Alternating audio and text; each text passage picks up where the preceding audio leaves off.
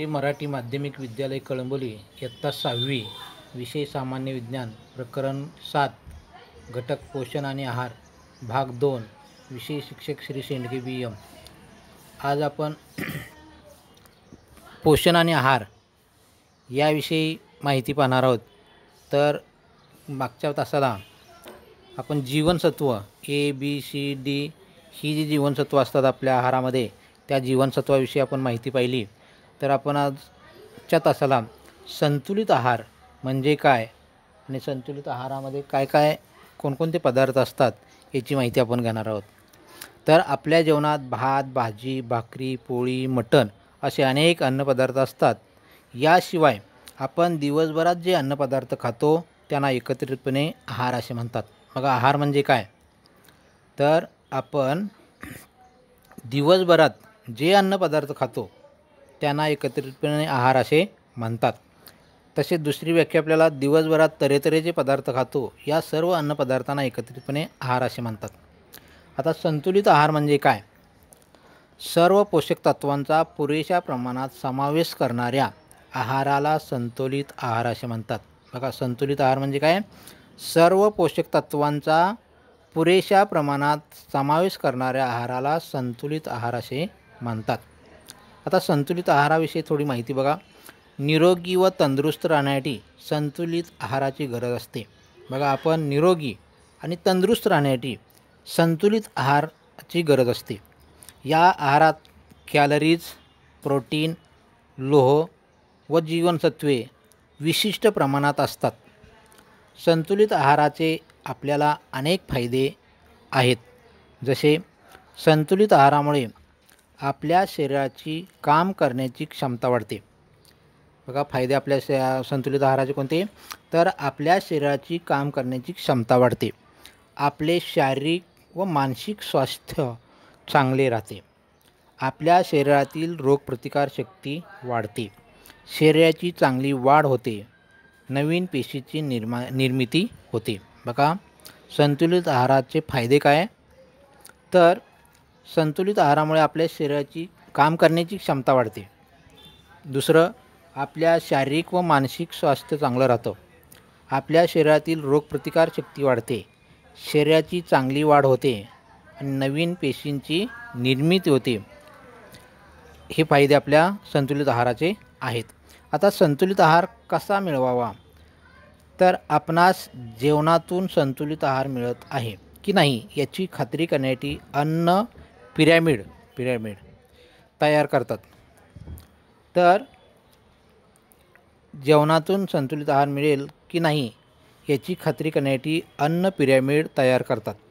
आपण खातो त्या अन्नपदार्थाची विविध गटात विभागणी करतात। आपल्या रोजच्या आहारात या प्रत्येक गटातील अन्नपदार्थांचा किती प्रमाणात समावेश असावा त्या प्रमाणात त्यांना पिरॅमिडमध्ये ठराविक जागा दिली। बघा, पिरॅमिडमध्ये दिलेले आहे, ठराविक जागा देतात। प्रत्येक गटातील अन्नपदार्थ आपण रोज किती प्रमाणात खावे हे आपल्याला त्या जागेच्या आकारावरून ठरविता येते। आता त्रिकोणाच्या निमुळत्या होत जाणाऱ्या टोकाप्रमाणे अन्न घटकाचे प्रमाणही बदलत जाते। असा सोपा उपाय यातून दिसतो। बऱ्याचदा आहारात नसणाऱ्या किंवा क्वचितच असणाऱ्या फळांचे व भाज्यांचे आहारातील स्थान तितक्याच महत्त्वाचे असते। मोठ्या प्रमाणात खाण्यात येणाऱ्या गोड व तेलकट तळणीच्या पदार्थाची जागा पिरॅमिडमधील युल्याच्या टोकाएवढीच आहे याची नोंद नक्कीच घ्यायला हवी। आता तंतुमय पदार्थ बघा, रोजच्या आहारातील एक अविभाज्य असा घटक आहे। याच्याशिवाय पचनक्रिया सुरळीत चालू शकत नाही। तंतुमय पदार्थ आपल्याला पुढील घटकामुळे मिळतात। उदाहरणार्थ हिरवे पालेभाज्या, फळे, तृणधान्य, कडधान्य। बघा, तंतुमय पदार्थ कोणते आहेत? तर हिरव्या पालेभाज्या, फळे, तृणधान्य, कडधान्य इत्यादी। तंतुमय पदार्थ घेण्याचे प्रामुख्याने पुढील फायदे होतात।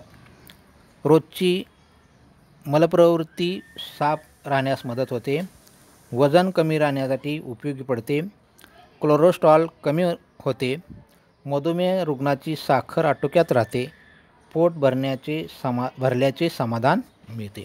बघा, तंतुमय पदार्थाचे फायदे कोणते? तर हिरवे पालेभाज्या, फळे, तृणधान्ये, कडधान्ये इत्यादी तंतुमय पदार्थाचे घटक आहेत. आता हे घटक घेण्याचे प्रामुख्याने पुढील फायदे आहेत आपल्याला पाहता येतील.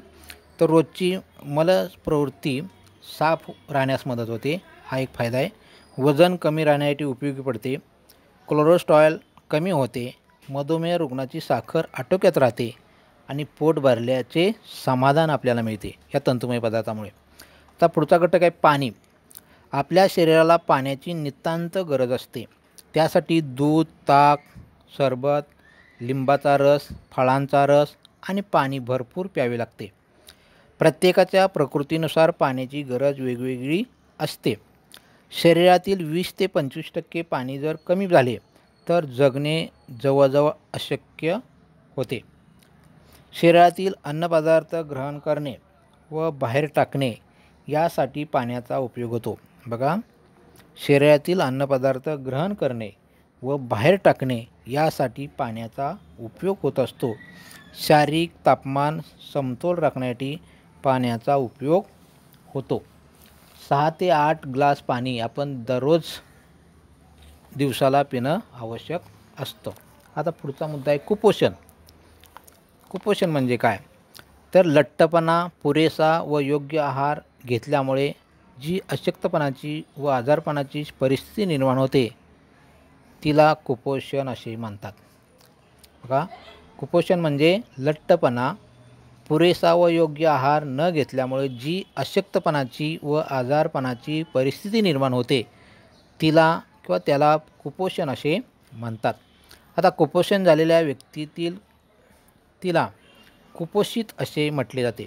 बघा, कुपोषण झालेल्या व्यक्तीला काय म्हटलं जातं? कुपोषित असं म्हटलं जातं. शरीरासाठी आवश्यक असणारी सर्व पोषक तत्वे योग्य प्रमाणात मिळाली की पोषण होते. बघा, शरीरासाठी आवश्यक असणारी सर्व पोषक तत्वे जर आपल्या शरीराला योग्य प्रमाणात मिळाली की पोषण होतं. याउलट पुरेसे अन्न न मिळाल्यास कुपोषण किंवा असमतोल झाल्यास अतिपोषण होते. कुपोषण म्हणजे आजार नव्हे, परंतु अयोग्य आहार, उपासमार आणि जीवनसत्वांचा अभाव यांचा परिणाम मुलांच्या शरीरावर होत असतो. असे मूल लहानशा आजाराने सुद्धा अशक्त दिसू लागते. उदाहरणार्थ, अंगावर सूज येणे, मूल रडके होणे, मुलाची वाढ खुंटणे, वजन उंची वयाच्या प्रमाणात न वाढणे म्हणजेच कुपोषण होय. नेहमी कुपोषणाची लक्षणे बघा. आता पोट खूप वाढते. काय होतं? कुपोषणाची लक्षणे काय म्हणतात? पहिलं लक्षण आहे पोट खूप वाढते. सर्दी असे आजार नेहमी होतात. वजनात वाढ होत नाही. त्याचे पाय कधीकधी, तोंड ही सुजते. पाय आणि तोंड कधीकधी सुजतं. त्याचे केस गळायला सुरुवात होऊन टक्कल पडते. त्यांच्या शरीरावर काळे डाग पडतात. कुपोषणाचे दुष्परिणाम आपल्याला पाहायला मिळतात. तर चालणाऱ्या, बोलण्याची व विचार करण्याची शक्ती मंदावते. बघा, जे मूल कुपोषित आहे अशा मुलाची चालण्या, बोलण्याची व विचार करण्याची शक्ती मंदावते. या मुलांना टीबी होण्याची शक्यता असते. कुपोषित मुले साथीच्या रोगाला बळी पडण्याची शक्यता असते. त्यांना ॲनिमिया होण्याची शक्यता असते. तर अशा प्रकारचे कुपोषित टाळण्यासाठी सर्वांना आहारातून योग्य पोषण तत्वे मिळणे गरजेचे आहे. जर आता लठ्ठपणा कसा टाळावा? लठ्ठपणा टाळण्याची आवश्यकता कोणते आवश्यक घटक आहेत?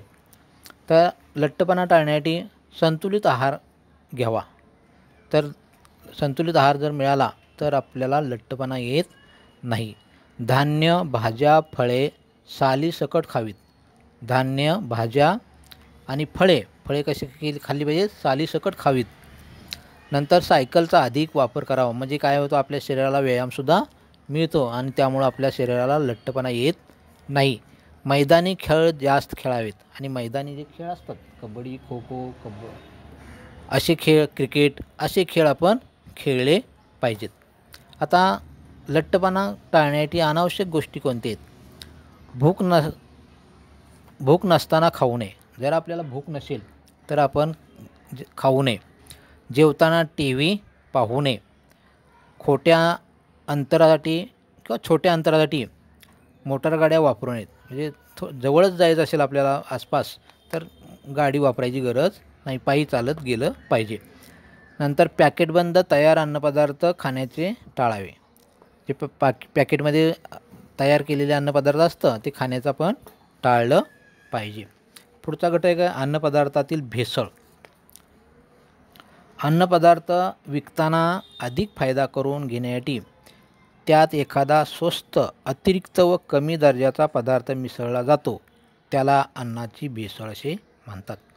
बघा, अन्नपदार्थ विकताना अधिक फायदा करून घेण्यासाठी व्यापारी काय करतात, त्यात एखादा स्वस्त किंवा अतिरिक्त व कमी दर्जाचा पदार्थ त्या अन्नात मिसळला जातो आणि त्याला काय म्हणायचं, अन्नाची भेसळ असे म्हणतात. अन्नात भेसळ करण्यासाठी वापरलेले पदार्थ विषारी किंवा आरोग्याला घातकी असू शकतात. असे भेसळयुक्त अन्नपदार्थ अशुद्ध व हानिकारक असल्यामुळे ते खाण्यास अयोग्य असतात. लक्षात आलं? अन्नपदार्थ विकताना अधिक फायदा करून घेण्यासाठी त्यात एखादा स्वस्त, अतिरिक्त व कमी दर्जाचा पदार्थ मिसळला जातो, त्याला अन्नाची भेसळ असे म्हणतात. अन्नात भेसळ करण्यासाठी वापरलेले पदार्थ असतात ते विषारी किंवा आरोग्याला घातकी असू शकतात.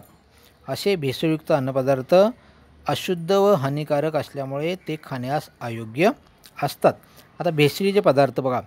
भेसळ करण्यासाठी वापरण्यात येणारे पदार्थ कोणते? तर अन्नपदार्थ आणि भेसळीचे पदार्थ. आता दुधामध्ये काय करतात, पाणी, युरिया, स्टार्च हे मिसळलं जातं. लाल तिखटामध्ये काय मिसळलं जातं, विटेची पूड किंवा लाल भोपळ्याची भुकटी हे तिखटामध्ये मिसळतात. आता काळी मिरी असते बघा, त्याच्यामध्ये पपईच्या बिया मिसळतात. आईस्क्रीममध्ये धुण्याचा सोडा किंवा कागदाचा लगदा मिसळत असतात. तांदळामध्ये बारीक पांढरे खडे मिसळले जातात तांदळामध्ये, आणि शेंगदाण्यामध्ये लालसर गारगोट्या किंवा खडे मिसळले जातात. आता junk food. Chocolate, noodles, burger, pizza, chips, तयार शीतपेये, आकर्षक वेष्टनातील अन्नपदार्थ तसेच बाजारातील तळलेले अन्नपदार्थ जसे वडा, भजी इत्यादी खूप चविष्ट लागतात, म्हणून असे पदार्थ आपल्याला आवडतात. परंतु या पदार्थात मैदा, तेल, साखर जास्त प्रमाणात असतात. गव्हापासून मैदा किंवा ऊसापासून साखर बनवताना गव्हामध्ये व ऊसामध्ये असलेली अनेक पोषक तत्वे निघून जातात. त्यामुळे त्यांच्यापासून आपल्याला केवळ ऊर्जा मिळते आणि आपली भूक फक्त भागते. साहजिकच जंक फूड जास्त खाल्ल्याने इतर अन्नगटातील पदार्थ कमी मिळतात. असे वरचेवर झाल्यास आपल्या शरीराला लवकरच प्रथिने, जीवनसत्वे, खनिजे या पोषक तत्वाची कमतरता भासू लागते आणि त्याचा परिणाम आपल्या कुपोषणामध्ये होतो. हे पदार्थ सतत जास्त प्रमाणात खाल्ल्याने व्यक्तीला लठ्ठपणा येतो, त्याचाही तब्येतीवर विपरीत वाईट परिणाम घडून येतो. अशा पदार्थातून आवश्यक ती सर्व पोषक तत्वे मिळत नसल्यामुळे त्यांना जंक फूड म्हटले जाते. अशा पदार्थातून आवश्यक ती पोषक तत्वे मिळत नसल्यामुळे त्यांना जंक फूड असे म्हटले जाते. अशा पद्धतीने आपला इथं पाठ संपलेला आहे. तर या पाठावरचे प्रश्न उत्तरे तुम्ही वहीत लिहायचे आहेत, पाठ करायचे आहेत. आपली परीक्षा नोव्हेंबरमध्ये आहे, प्रथम सत्र परीक्षा, तर त्या दृष्टीने अभ्यास करायचा आहे. परीक्षेला 1 ते 8 धडे परीक्षेला आहेत, तर त्याचाही विचार करायचा आहे आणि अभ्यासाला लागायचं आहे. धन्यवाद.